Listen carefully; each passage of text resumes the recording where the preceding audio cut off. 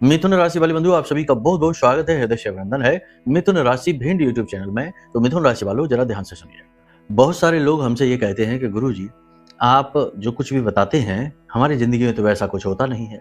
हम तो बहुत सारे ज्योतिषीय कार्यक्रम देखते हैं और सब लोग कहते हैं कि समय अच्छा आ गया, अब कुछ अच्छा होगा, लेकिन हम इंतजार करते रहते हैं और हमारे जीवन में कुछ अच्छा नहीं होता है। तो इसका मतलब ये हुआ कि ये सारी बातें बिल्कुल बेकार हैं। ज्योतिष में, धर्म कर्म में कुछ नहीं रखा है। सब कुछ अपने आप ही ईश्वर देते हैं। कष्ट देंगे जब तक, तब तक तो कष्ट भोगना ही पड़ेगा। उनकी बातें सुनकर लगता ऐसा है कि सही ही कह रहे हैं, लेकिन असल में देखा जाए तो 100% यह सत्य नहीं है। ईश्वर जो दे रहे हैं वो बात निश्चित है, आपके प्रारब्ध है। ईश्वर कुछ नहीं दे रहे, आपके पिछले जन्मों के कर्म हैं और वही कर्म बंधन है और आपके संचित कर्म है, प्रारब्ध है जो आप भोग रहे हैं।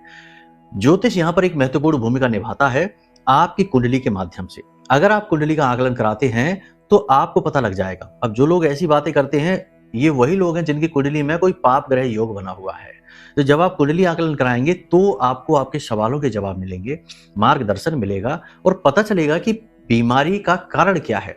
अभी तो बीमारी दिख रही है कि कष्ट ही कष्ट है, बाधाएं ही बाधाएं हैं, लेकिन कुंडली के माध्यम से बीमारी पता चलेगी, यानी कि पाप ग्रह योग कौन सा है और उसका सटीक उपाय पता चल जाएगा।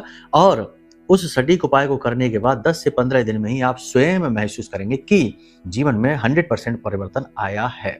देवी कृपा को प्राप्त करने के लिए आपको हम यह महारक्षा कवच भी बताएंगे, जिसे आप ऑर्डर कर लीजिए। कहने का मतलब यह है कि देखो, जीवन में अगर सुखी होना है तो धर्म कर्म को, अध्यात्म को, ज्योतिष को इग्नोर नहीं किया जा सकता।